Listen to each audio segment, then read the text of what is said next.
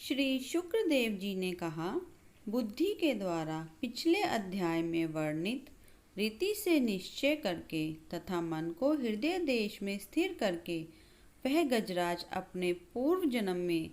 सीख कर कंठस्थ है किए हुए सर्वश्रेष्ठ एवं बार बार दोहराने योग्य निम्नलिखित स्तोत्र का मन ही मन पाठ करने लगा। गजेंद्र उवाच, गजराज ने मन ही मन कहा, जिनके प्रवेश करने पर ये जड़ शरीर और मन आदि भी चेतन बन जाते हैं, ओम शब्द के द्वारा लक्षित तथा संपूर्ण शरीर में प्रकृति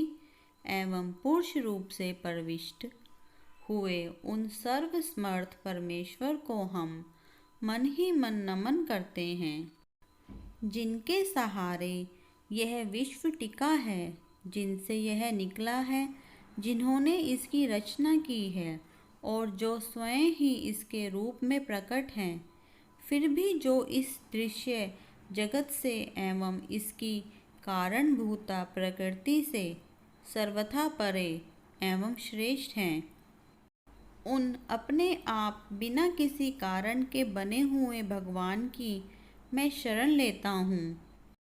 अपने संकल्प शक्ति के द्वार अपने ही स्वरूप में रचे हुए और इसलिए सृष्टि काल में प्रकट और प्रलय काल में उसी प्रकार अप्रकट रहने वाले इस शास्त्र प्रसिद्ध कार्य कारण रूप जगत को जो अकुंठित दृष्टि होने के कारण साक्षी रूप से देखते रहते हैं, उनसे लिप्त नहीं होते, वे चक्षु आदि प्रकाशों के भी परम प्रकाशक प्रभु मेरी रक्षा करें। समय के प्रवाह से संपूर्ण लोकों के एवं ब्रह्मादि लोकपालों के पंचभूत में प्रवेश कर जाने पर तथा पंचभूतों से लेकर महत्ता पर्यंत संपूर्ण कारणों के उनकी परम करुणा रूप प्रकृति में लीन हो जाने पर उस समय दुर्गेय तथा अपार अंधकार रूप प्रकृति ही बच रही थी। उस अंधकार के परे अपने परम धाम में जो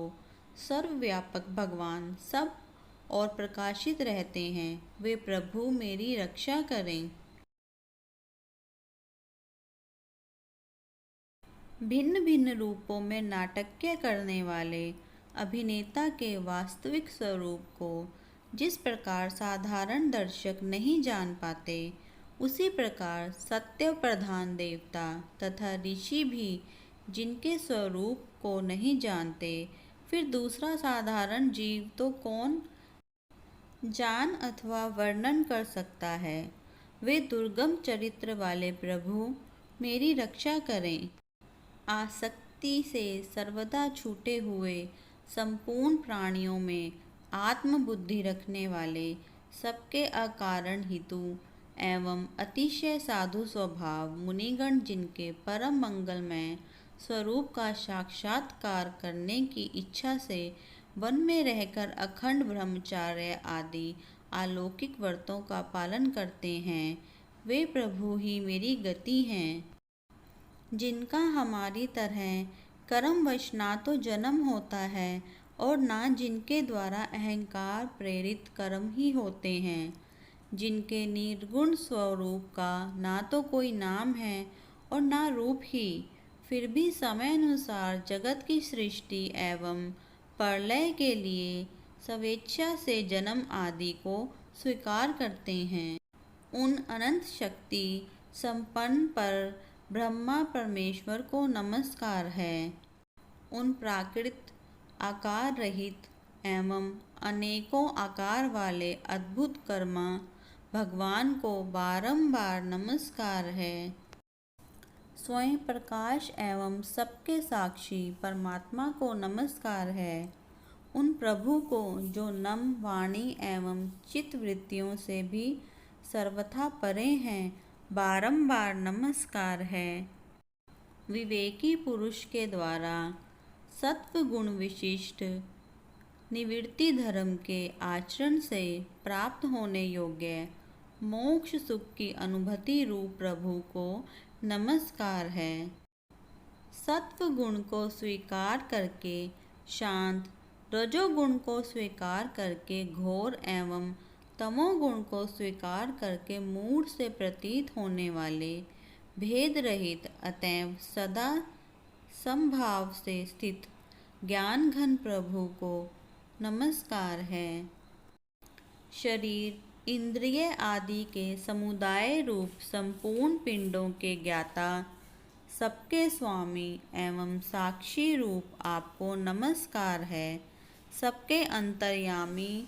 प्रकृति के भी परम कारण किंतु स्वयं कारण रहित प्रभु को नमस्कार है। संपूर्ण इंद्रियों एवं उनके विषयों के ज्ञाता, समस्त प्रतीतियों के कारण रूप संपूर्ण जड़ प्रपंच एवं सबकी मूलभूता अविद्या के द्वारा सूचित होने वाले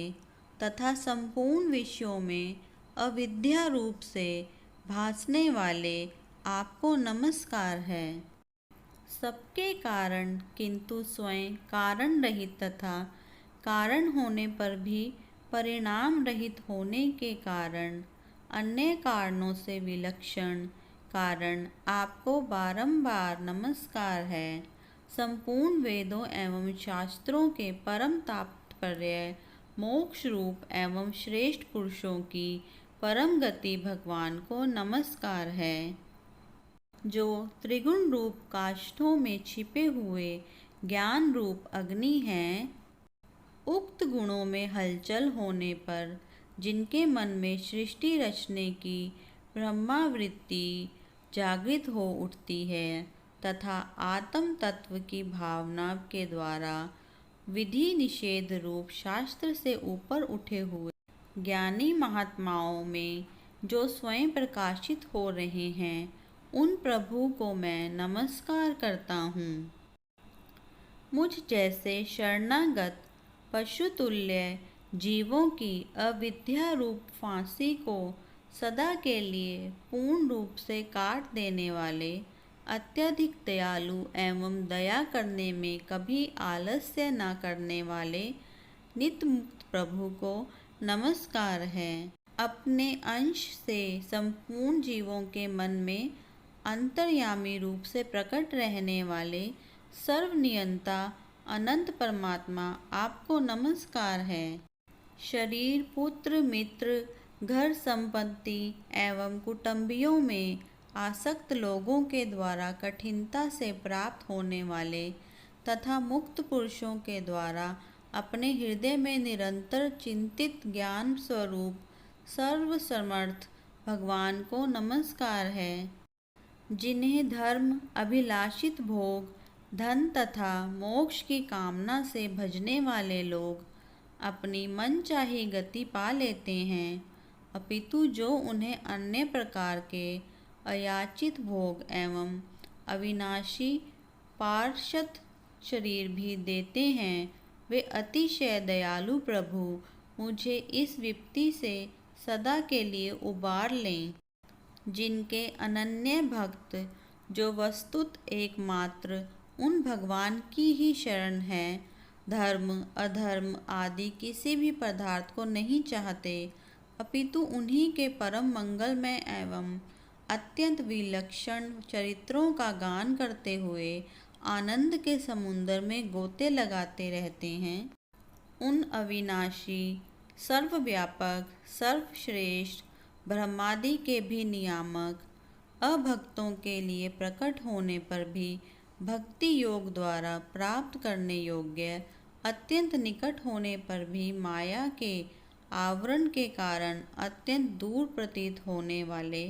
इंद्रियों के द्वारा अगमय तथा अत्यंत दुर्विज्ञ, अनंत रहित किंतु सबके आदि कारण एवं सब ओर से परिपूर्ण उन भगवान की मैं स्तुति करता हूँ।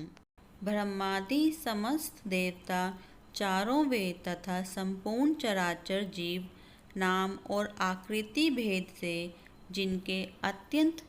शुद्र अंश के द्वारा रचे गए हैं, जिस प्रकार प्रज्वलित अग्नि से लपटें तथा सूर्य से किरणें बार बार निकलती हैं और पुण्य अपने कारण में लीन हो जाती हैं, उसी प्रकार बुद्धि, मन, इंद्रियां और नाना योनियों के शरीर, यह गुणमय प्रपंच जिन स्वयं प्रकाश परमात्मा से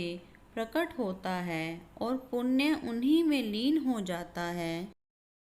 वे भगवान ना तो देवता है, ना असुर, ना मनुष्य है, ना तिर्यक योनि के प्राणी हैं, ना वे स्त्री हैं, ना पुरुष और न नपुंसक ही हैं, ना वे ऐसे कोई जीव हैं जिनका इन तीनों ही श्रेणियों में समावेश हो सके, ना वे गुण हैं, ना कर्म, ना कार्य हैं, ना तो कारण हैं। सबका निषेध हो जाने पर जो कुछ बच रहता है वही उनका स्वरूप है और वे ही सब कुछ हैं। ऐसे भगवान मेरे उद्धार के लिए आविर्भूत हों। मैं इस ग्राह के चंगुल से छूटकर जीवित नहीं रहना चाहता, क्योंकि भीतर और बाहर सब ओर से अज्ञान से ढके हुए इस हाथी के शरीर से मुझे क्या लेना है। मैं तो आत्मा के प्रकाश को ढक देने वाले उन अज्ञान की निर्वृत्ति चाहता हूँ, जिसका कालक्रम से अपने आप नाश ही नहीं होता, अपितु भगवान की दया से अथवा ज्ञान के उदय से होता है। इस प्रकार मोक्ष का अभिलाषी मैं, विश्व के रचयिता, स्वयं विश्व के रूप में प्रकट तथा विश्व से सर्वथा परे, विश्व को खिलौना बनाकर खेलने वाले, विश्व में आत्म रूप से व्यापक, अजन्मा स्वरूप व्यापक एवं पर्याप्त वस्तुओं में सर्वश्रेष्ठ श्री भगवान को केवल प्रणाम ही करता हूँ, उनकी शरण में हूँ, जिन्होंने भगवत भक्ति रूप योग के द्वारा कर्मों को जला डाला है। वे योगी लोग उसी योग के द्वारा शुद्ध किए हुए अपने हृदय में जिन्हें प्रकट हुआ देखते हैं, उन योगेश्वर भगवान को मैं नमस्कार करता हूँ, जिनकी त्रिगुणात्मक शक्तियों का राग रूप वेग असहाय है, जो संपूर्ण इंद्रियों के विषय रूप में प्रतीत हो रहे हैं, तथापि जिनकी इंद्रियां विषयों में ही रची पची रहती हैं, ऐसे लोगों को जिनका मार्ग भी मिलना असंभव है, उन शरणागत रक्षक एवं अपार शक्तिशाली आपको बारंबार नमस्कार है, जिनकी अविद्या नामक शक्ति के कार्य रूप अहंकार से ढके हुए अपने स्वरूप को यह जीव जान नहीं पाता, उन अपार महिमा वाले भगवान की मैं शरण आया हूँ, जिसने पूर्वोक्त प्रकार से भगवान के भेद रहित निराकार स्वरूप का वर्णन किया था। उस गजराज के समीप जब ब्रह्मा आदि कोई भी देवता नहीं आए, जो भिन्न भिन्न प्रकार के विशिष्ट विग्रहों को ही अपना स्वरूप मानते हैं, तब साक्षात श्री हरि, जो सबके आत्मा होने के कारण सर्वदेव स्वरूप, वहाँ प्रकट हो गए। उपयुक्त गजराज को उस प्रकार दुखी देखकर तथा उसके द्वारा पड़ी हुई स्तुति को सुनकर सुदर्शन चक्रधारी जगदाधार भगवान इच्छानुरूप वेग वाले गरुड़ जी की पीठ पर सवार होकर स्तवन करते हुए देवताओं के साथ तत्काल उस स्थान पर पहुंच गए जहां वह हाथी था। सरोवर के भीतर महाबली ग्राह के द्वारा पकड़े जाकर दुखी हुए उस हाथी ने आकाश में गरुड़ की पीठ पर सवार चक्र उठाए हुए भगवान श्री हरि को देखकर अपनी सूंड को, जिसमें उसने कमल का एक फूल ले रखा था, ऊपर उठाया और बड़ी ही कठिनाई से सर्वपूज्य भगवान नारायण आपको प्रणाम है, यह वाक्य कहा। उसे पीड़ित देखकर अजन्मा श्री हरि एकाएक गरुड़ को छोड़कर नीचे झील पर उतर आए। वे दया से प्रेरित हो ग्राह सहित उस गजराज को तत्काल झील से बाहर निकाल लाए और देवताओं के देखते देखते चक्र से मुंह चीर कर उसके चंगुल से हाथी को उबार लिया।